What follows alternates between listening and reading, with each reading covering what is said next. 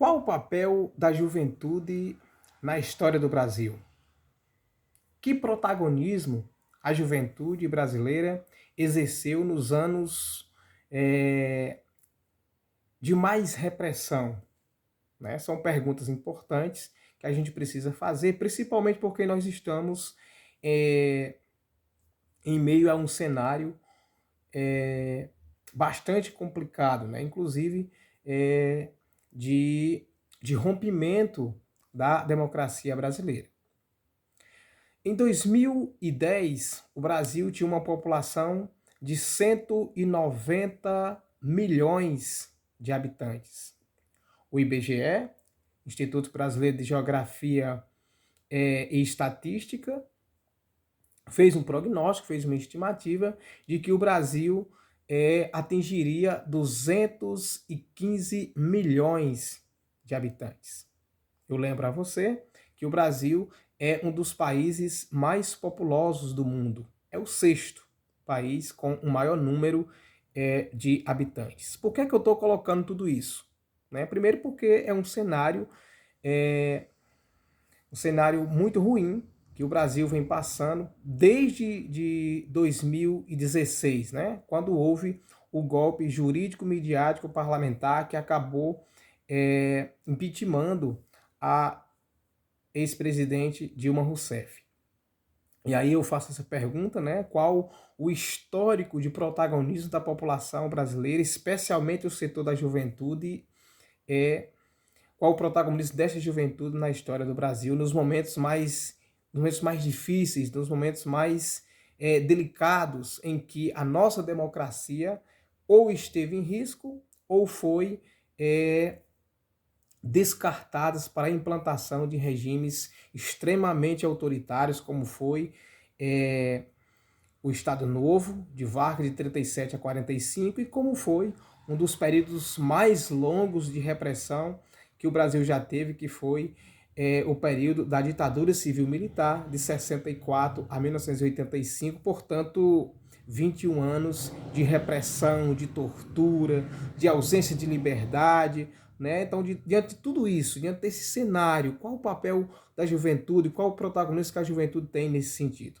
E aí eu lembro, ainda levando como referência os dados do IBGE, o próprio IBGE classifica a juventude como aquelas pessoas que estão entre 15 e 29 anos de idade. Né?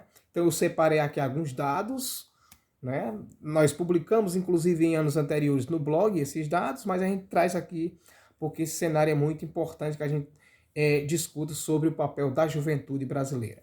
Então, juventude é aquele grupo de pessoas que está entre 15 e 29 anos, segundo a classificação do IBGE.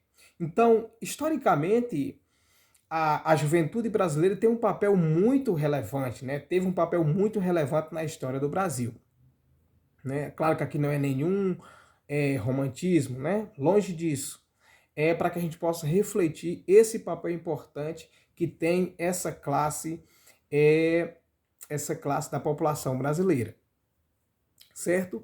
Então, a população jovem do Brasil, ela ocupa mais ou menos um item aí de 23% da população brasileira são jovens. Esses dados numericamente correspondem a 47 milhões de pessoas. Vou repetir para que você não perca esses dados. O Brasil, população brasileira, hoje, jovens entre 15 e 29 anos, corresponde a 23% da população brasileira e, em termos numéricos, a mais ou menos 47 milhões de pessoas. É um número bastante considerável, né? Então, é um setor que a gente precisa estar lembrando, porque é uma parcela da população que mais sofre, né? Com a ausência de políticas públicas na educação, com a ausência de políticas públicas na saúde, né? Com a ausência de políticas públicas no setor cultural, né? E também com a falta de empregabilidade. Então, essa população precisa estar ciente do seu papel na história brasileira. Então eu trago para você aqui, eu resumi aqui alguns dados, são muitos, mas eu resumi, do protagonismo que a juventude brasileira teve, né? É, então, a juventude ela sempre foi atuante, né? Ela sempre foi, sempre esteve revoltada com a situação que não lhes era favorável, né? Eu lembro aqui, conteúdo, por exemplo, de terceiro ano, eu lembro que nos anos 20, quando nós estávamos saindo daquela situação complicada, né, de compra de votos, de eleições fraudulentas, numa época em que não havia urnas eletrônicas, é bom que se diga, né? Então, nos anos 20, o Brasil estava entrando no processo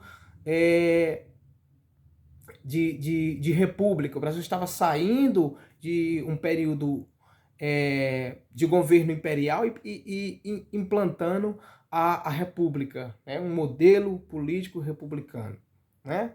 Então, a jovem República Brasileira passava por um momento muito difícil, né? De compra de votos, de corrupção. Eu lembro que o voto de Cabresto era uma marca registrada na questão do coronelismo, que obrigava a população a votar nos candidatos de sua preferência, nos candidatos escolhidos pelos coronéis, né? Então, a juventude sempre esteve presente.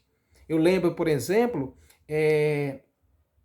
de um cenário de grave crise econômica, crise social, crise política, em que jovens como Luiz Carlos Prestes, na época então com 22 anos, organizou um evento muito importante chamado de Coluna Prestes, para que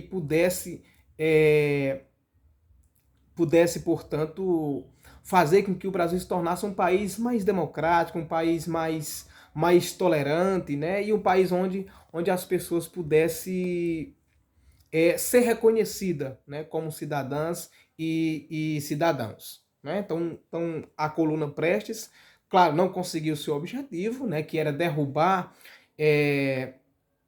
o presidente Getúlio Vargas, mas foi um movimento importante e o setor da juventude brasileira esteve presente nesse evento. E aí o Brasil entra num dos períodos mais longínquos, né? Um dos períodos como é que eu posso dizer, mais duradouros de repressão, de tortura, de ausência de liberdade, como nós já falamos no início desse vídeo, que foi a ditadura civil-militar.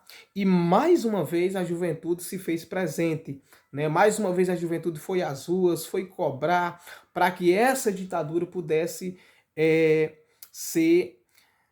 ser colocada de lado e voltasse ao regime democrático. Eu lembro para você da passeata dos 100 mil, né, em 1968, né? Então, durante os anos de 64 e 85, o Brasil estava no regime de ditadura civil-militar.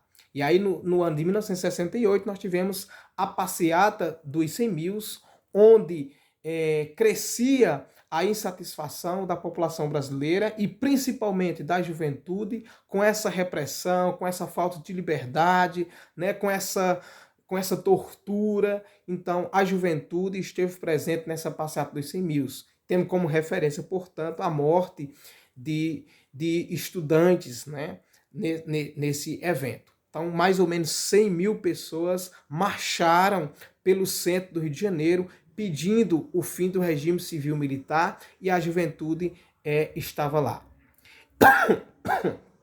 Desculpa.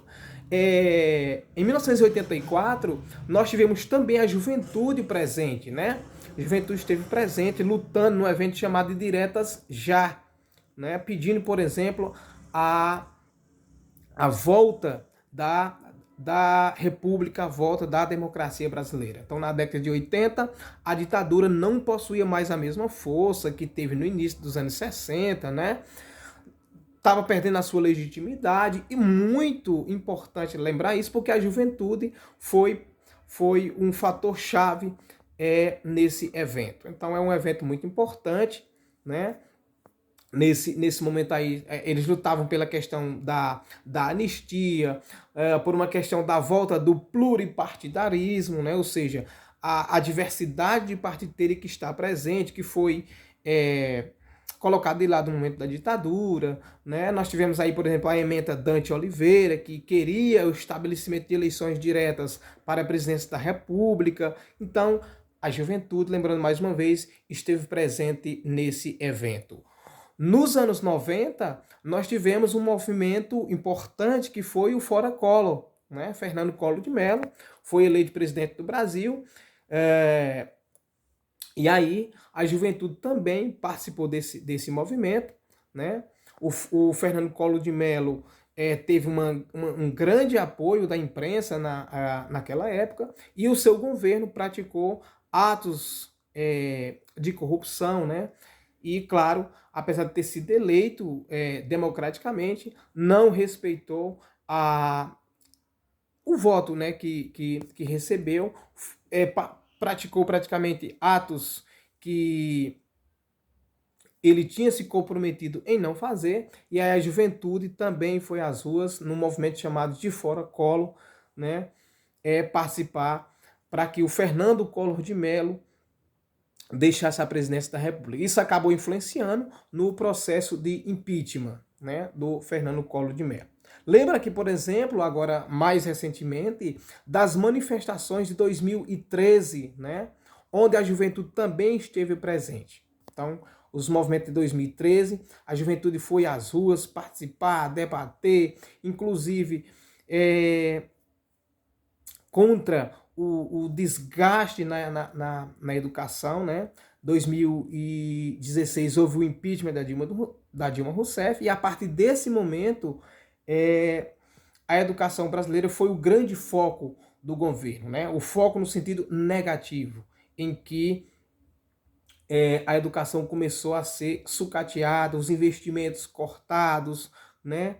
Houve a implantação de reformas na educação que não ouviu professores e estudantes, e aí essa juventude também foi às ruas protestar. Lembro da ocupação de escolas em que os jovens estavam lá para querer ser ouvido, né? Então a juventude teve e tem um papel muito importante na condução dos processos políticos no país. Por que eu estou colocando tudo isso?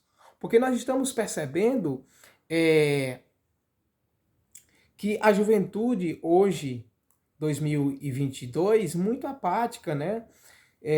Cortes na educação, como foi na semana passada, né? Com grande risco de que esses cortes possam paralisar aulas nas universidades, nos institutos federais. A juventude pode ficar sem aula. A gente viu, claro que teve algumas movimentações, mas a gente viu pouca participação da juventude.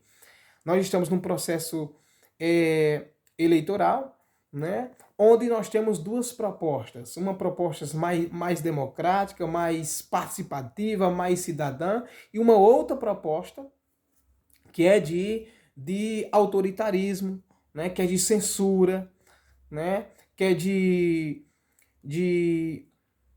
fazer com que aumente cada vez mais o poder aumente o poder do poder executivo, me desculpa aí o trocadilho, e a gente está percebendo pouca participação da juventude nesse sentido. Então, eu lembro para você que nós temos aí, no próximo dia 30, um momento chave na história brasileira, onde nós poderemos dar continuidade a essa democracia, inclusive fortalecendo-a, ou nós poderemos cair num governo onde a gente corra sérios riscos de nós termos a nossa democracia rompida, tá bom? Então, a juventude tem um papel importante e a gente precisa fortalecer cada vez mais esse papel da nossa juventude, que teve e precisa continuar tendo um papel muito relevante na condução da história do nosso país.